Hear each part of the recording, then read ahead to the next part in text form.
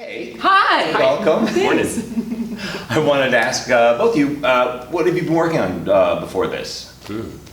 I actually, as of today, I finished doing Doll's House Part 2 over at B Street Theater last Sunday. Wow. So that was the last thing that I did. You did not have a day off. I didn't. Rehearsal. But that's okay. Keeps you young. And John, I know what you're working on, but go ahead and tell me. Yeah, I just directed Good People, David Lindsay Abair's Good People for Northside Theatre Company down in San Jose. Just opened that. Actually, opening night was just night before last. And you did that amazing Creditors down at Aurora Theatre Company, which I saw, which was just incredible. You're being very, very kind. Thank you very much. But yeah, no, that was a really great production to work on as well. That's great. And you guys have worked together before, kind of, sort of. Kind of, sort of. Yeah. Can you describe that? Yeah, I was here doing The Homecoming a couple years ago. When was that? 2000? So I don't think I ever told you guys this before, but I saw the revival on Broadway with Ian McShane and Michael McKean, and it was fantastic, and this was just as good. You guys did an amazing job. It's one of my favorite pinners of all time, and pinner is brilliance or death, and you guys were brilliant. So. Not easy. Yeah. It's a doozy, but it's an honor to do it here and to have it so well received. Yeah, it's terrific. Can you describe your character to me in the other place? I keep running into figuring out how to talk about the play without giving away things. Yes, absolutely. So Ian is the husband of our main character, Juliana. He's an oncologist. He lives in this world of medicine and the place where things can be figured out and compartmentalized and boxed, and you can walk into a room and it might be an awful thing, but you can make sense of it. You can figure it out, and then he's thrown into a world where things are very difficult to figure out. Juliana is a fiercely intelligent, probably one of the smartest people on the planet, I would think. Yeah.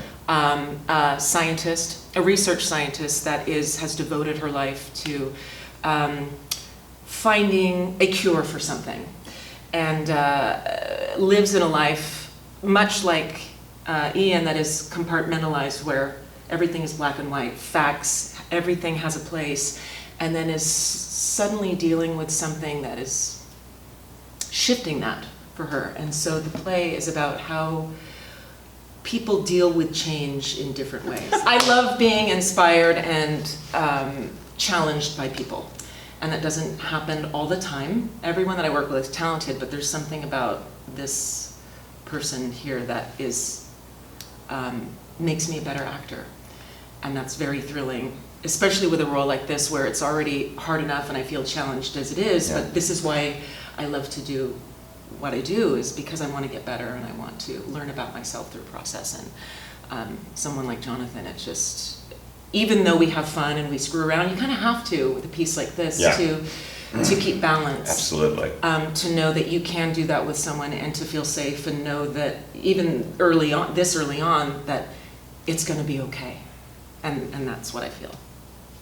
I was so excited when I saw the whole cast list, and particularly about working with you. But the whole group, and of course working with you again, Michael, as well. It's great to work with not only friends but artists that you respect, and going into that. And it's been a while actually since I've had a group that I just felt so thoroughly comfortable with right off the bat. Yeah, I should mention Kirk Blackington and Jennifer Jackson Martin are both in this wonderful play. I really wish that I could actually see this. Yeah.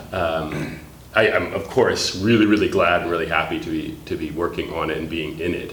But there's a handful of plays that I have worked on, and like the more that I work on it, the more I wish I could have this impossible ability to like step outside for a second and be presented with the story, actually observe it, be part of the experience of seeing it on the stage, because I think it's going to be pretty amazing the way that it unfolds, the mystery that you've talked about. Yeah, and it does. It's a thriller that suddenly changes genre on you almost. Yeah. So it's like, oh my God! And just when you think you've got everything figured out, something slips away. It took me a couple times reading it to really grasp,